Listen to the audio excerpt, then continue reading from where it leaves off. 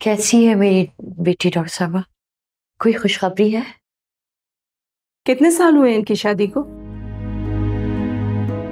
साल तो नहीं हुए, 10 महीने हुए हैं बस। आप क्यों इतना परेशान हो रही हैं? अभी तो इतना वक्त भी नहीं हुआ।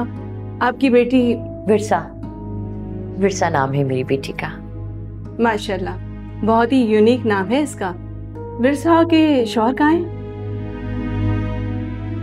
अब आ रहे हैं, आ जाते हैं। अभी जरा किसी काम में मसरूफ हो गए थे। इनके जिस्म में खून की बहुत कमी है। अगर इनका ख्याल ना रखा गया तो ये प्रॉब्लम बढ़ सकता है। मैं इन्हें कुछ मेडिसिन लिख कर दे रही हूँ, आप बाकायदगी से खिलाइएगा। जी ठीक है। ये लीजिए। शुक्रिया।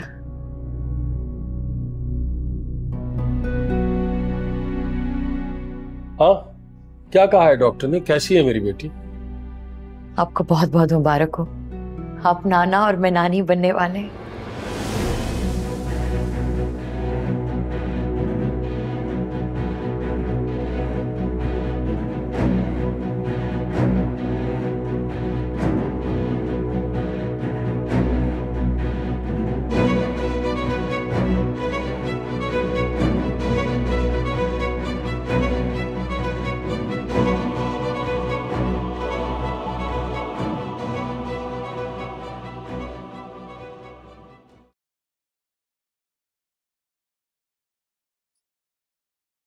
अम्मी, ये सब क्या है? आप बिल्कुल दीवानी हो गई हैं क्या? अंजाम जानती हैं सबका। हाँ, हो गई हूँ दीवानी, मगर मेरी इस दीवानगी से किसी को नुकसान नहीं पहुंचेगा, बल्कि मैं तुम्हें एक बड़े बड़े नुकसान से बचाना चाहती हूँ। किस नुकसान की बात कर रही हैं अम्मी आप? मुझे तो कुछ समझ नहीं आ रहा, आप क्या कह रही हैं? मैं तुम्हें समझाती हूँ। देखो बेटा, मैं तुम्हें ना उस जानवर फरमान से बचाना चाहती हूँ, बस। और आपको लगता है ये सब करके आप मुझे उससे बचा लेंगी? चलिए ये बताएं, कितनी देर तक बचा लेंगी आप मुझे उससे? कितनी देर? हाँ, 7 महीने, 8 महीने या फिर 9? उसके बाद क्या करेंगी आप? अव्वल तो इतनी मुद्दत काफी है। मुझे पूरा यकीन है कि वो तुमसे शादी नहीं करेगा। एक बच्चे की मां से शादी करनी उसे कई बार सोचना पड़ेगा। बच्चा? और कहीं से आएगा ये बच्चा? अम्मी, आपकी बातें सुन के तो ना मुझे डर लग रहा है। आपको क्या हो गया है? बच्चा है मेरी नजर में।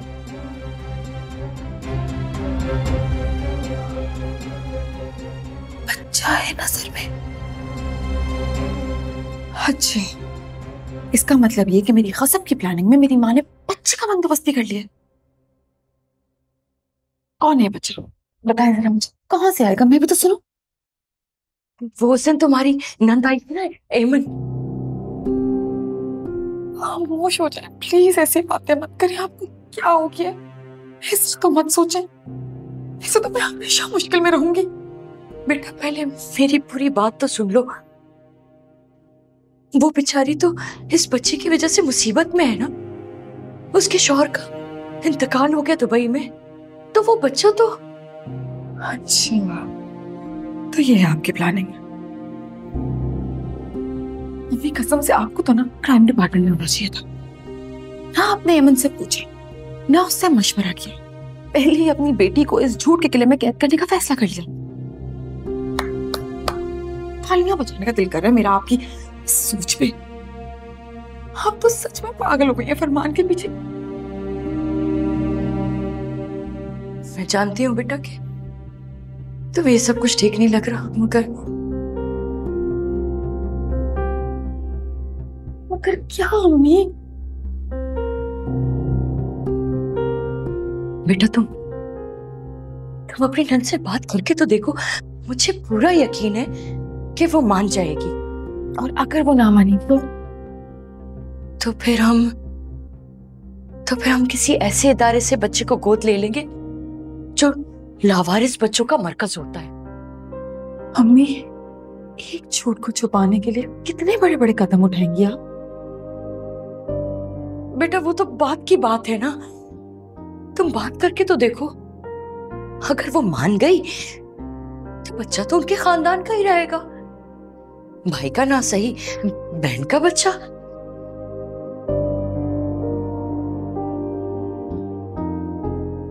सचमुच दीवानी हो गई आप मम्मी।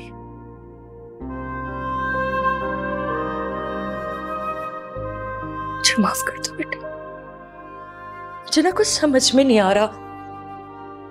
मैं बस अपनी भूल जैसी बच्ची अपने जीते जी उस जानवर के हवाले नहीं कर सकती, इसलिए मैं जब तक कोशिश कर सकती हूँ करती रहूंगी।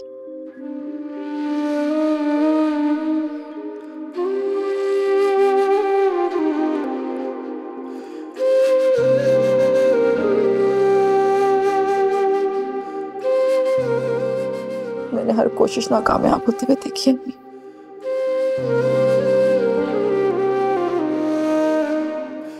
ऐसा तो मत कहो बेटा, जरूरी तो नहीं है कि सारी कोशिशों का एक जैसा नतीजा हो। अल्लाह तो हमारी नियतों को जानते हैं ना, उसे तो दिलों का हाल भी पता है। वो तो दुश्मनों की नियतों को भी जानता है। मुझे पूरा यकीन है अल्लाह हमारी मदद जरूर करेगा।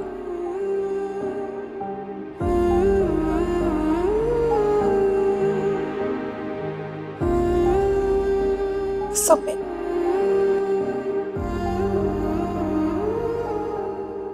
ऐसा क्यों हो गया? ऐसा नहीं होना चाहिए था। जितना मैं अपनी मंजिल के करीब पहुंचता जाता हूं वो उतनी दूर होती जाती है मुझसे। क्यों होता है ऐसा? क्यों होता है?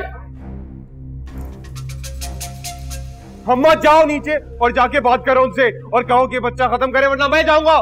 पागल मत बनो। तुम क्या समझते हो, तुम या तुम्हारी मां जाकर कहेगी तो फातिमा मंसूर मान जाएंगे? और अगर वो मान भी जाएं तो क्या विरसा मान जाएगी? अब वो तीनों मिलकर भी ये फैसला नहीं कर सकते। बच्चे के बाप की मर्जी भी शामिल होना बहुत जरूरी है। अरे क्यों जरूरी है उसकी मर्जी शामिल होना? और उसे बताएं क्यों हम? उसने तो बेइज्जत करके घर से निकाल दिया था ना मिर्जा को। अरे फरमान, हल्के हो जाओ, तुम्हारे अब्बा बिल्कुल ठीक कह रहे हैं। क्यों बाबलों जैसी बातें कर रहा? अरे वो तो माँ बेटियां पहले ही इस रिश्ते के लिए राजी नहीं थी। अगर होती भी तो भी ये गुनाह वाला काम वो कभी ना होने देती। अब तो तुझे बस सब्र ही करना पड़ेगा।